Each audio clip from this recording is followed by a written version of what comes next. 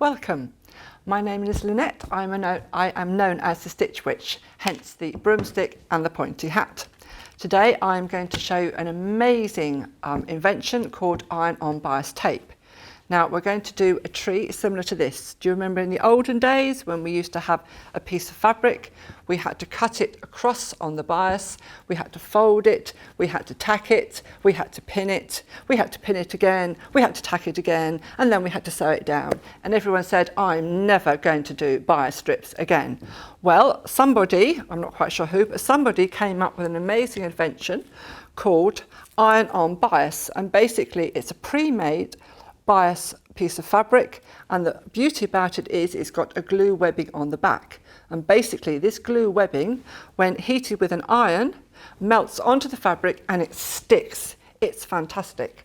So I am just going to show you ladies how to make a tree like this. The first thing you will do is you will get your template like this and you will put it down on the table in front of you. Then you get a background piece of fabric bigger than your tree, and if you fold it in half, give it a quick finger crease down the centre, line that up so that the crease goes down the centre of the tree, then get your pencil and basically you trace the lines from the template onto the fabric. Now if you wanted to do this with a dark coloured fabric, similar to the one that I have got here. Obviously, if you put the dark coloured fabric on top, you're not going to see it. So I don't have a light box, but up in the sky, there's the biggest light bulb there is. So I would put my template onto my kitchen window. I would then put my fabric onto my template, and with the sun shining, it shines through. I'll be able to see the line, and then I would trace the lines onto my dark piece of fabric. And you can do this with black fabric. It's amazing how dark the fabric is, and you can still see through it. So that's what you're going to do, ladies. You are going to trace all of your lines through onto this piece of fabric. When you've done it, you will have a piece of fabric that looks like this. This is a tree traced onto there beautifully. On the template, it will tell you where to start your tree. There is the start, it's got diagrams on it, and there is the finish. What could be easier than that? Right, lay my tree out. I'm going to use a gold bias. Now, the beauty of this is that you need to keep. Now, I've got a little iron to do this with, but you can do it with an ordinary iron if you want to.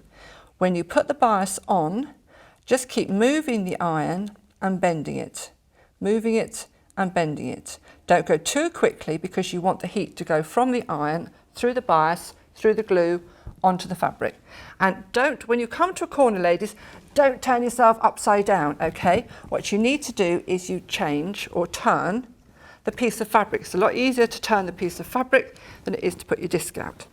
When you come to a corner, you mitre them. You hold it with the iron, move the fabric over so you get a nice mitre, iron it along a bit, do another mitre, and keep going. And the beauty of this, as I say, is because it's made of fabric that's on the bias, it bends. Can you see I'm doing it very slowly, very surely, and it is bending and it's bending round. Now, just to prove how easy it is to do, I'm going to ask my husband to come and demonstrate for you. So ladies, there you are. Now my husband's not using gold bias, he's actually using a rainbow colour bias. This is lovely stuff. It changes every metre, it repeats its colour. Absolutely beautiful. And the one at the top here is what we call an earth tone. And again, it runs through the colour in each metre. So you get a repeat of colour each metre. Now, David is using what we call a little mini iron. Very, very useful if you're going to do a lot of bias work. But if you don't do a lot of it or you can't get access to these, you can also use a little travel iron, or you can use a little craft iron. These are brilliant for patchworkers. So many ladies that I teach do lovely square blocks, get the old iron, whack it on, iron it like mad, and it distorts it completely. These little irons are brilliant because all you're doing is just pressing the little seams open. They are pressing a seam, they're not distorting the whole block. So they are very, very useful little things to have. Thank you very much, dear. Okay, that's brilliant. Now, when this is ironed on completely, all over, you think, right, you've got to sew it down, because again, this glue webbing on the back, after a while it's the glue, it would dry out and the tree would drop off, and not everyone wants autumn in their houses all year round. So you've got to secure these bias strips down. Now, if you are a hand sewer, basically you can just use a little slip stitch down each end, each side rather, of the bias. I've done that in a matching thread. You can hardly see it at all. Just to prove that I've actually done it by hand, I've done it in a black contrasting thread so you can see the way that I have done it. And as I say, usually it's done either side of the bias strip. If you are a machinist or you want to do it by machine, then usually I put my bias on to my background fabric, then I put it onto my wadding and my backing, and then to save time I usually sew through all of the layers. And again, with this one I've just gone down the very, very edge, each edge of the bias strip, like that. If I do it by hand, I tend to sew it on first, then put it on the wadding and the backing. But if I do it by machine, I tend to put it on the wadding and the backing and sew it all down in one go. So that's pretty basic. So let's think outside the box again. Now we all have these sewing machines, all singing, all dancing, wake you up in the morning with a cup of tea type sewing machines, and we never seem to use all the decorative stitches that they do. So why not use it with this technique? Try it. There I've used a contrasting fabric so you can really see the 3 different stitches that I have got on my sewing machine. And I've got a fairly basic sewing machine, and that one I've done with a little bit of gold thread down the middle, a little bit of glitz to just give it a 3D effect. Now I'll give you a little tip, ladies, when you are sewing bias on with a sewing machine. Quite often, if you imagine that this is your open-toed foot, we have the needle in the centre, quite often you try and have the bias going down the middle of the foot and you fall off it, okay? I know, I've done it myself thousands of times. Then I thought, come on Lynette, there must be an easier way of doing it. Why not whack the needle over to one side, have the bias going down the centre of your open-toed foot, and then you're watching the bias and you're not watching the needle, and you get a much, much better edge sewing. It just goes no problem at all down the edge of your bias.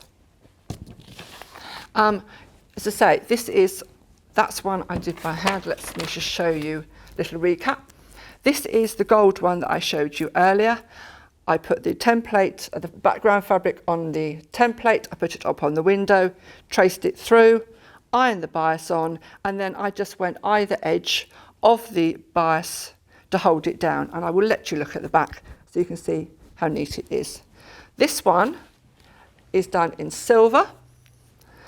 They look so different, don't they, when they're just done in different colours. Oh, got hairs all over it, never mind. This one, I'm gradually sewing it down by hand, but like all patchworkers, it's work in progress, or a lot of patchworkers work in progress. It will get sewn down eventually. Now, that was done about 2-3 years ago, and these bits actually aren't sewn down. So you can see, once you have ironed it down, it's not a major panic to sew it down. It will actually stay quite a long time without being sewn down. This one is what we call the rainbow colour. The rainbow, as I say, it repeats its colour every metre. Now, if I was going to sew this one down by hand, I would probably actually change my threads every so often. If I was going to sew it down with a machine, I would probably put an invisible thread in the top, white thread in the bottom, so that you wouldn't be able to see it. Or I might just think, what the hell, put gold thread in my machine and just go right the way over the centre of all the bias, and that will hold it down. Now that is a pretty nice design. You can do them into little bell pulls. That one has got a black one and a gold one, and that's sewn down by hand. That's a very basic little one, just with the gold, but you can see how you can get these lovely curves, interlocking. I really like this bias tape. This is another little one. if you just do a little bit like that, you have to plan some of them a little bit. You have to think, which bits am I going to put down first? Because when you put a piece of bias down, let me just show you.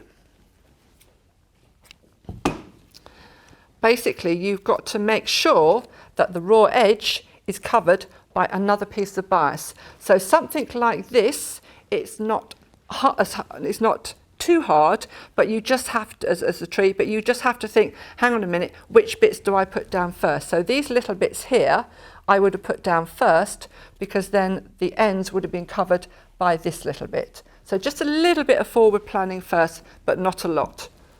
This is with the red bias and the gold bias, and then I put a few beads on afterwards just to give it a little bit of lift. That one is a little tree, and again, not a lot of thought with this one, just went the outline of the tree. Do you love this gold bias? This is lovely. This is black bias with gold stripes on it, which is amazing. And then you can see how much the bias actually curls. You can actually get quite small curls with this bias, just by pushing it, melting it, and that's how it goes. So it's really, really easy. It's a lovely technique. You can get lots and lots of different colours. There's about 20 to 30 different colours. That's just a few of the colours that you can get. I just brought along just to show you. So please have a go. It's really, really nice. And as I say, if my husband can do it, anybody can do it.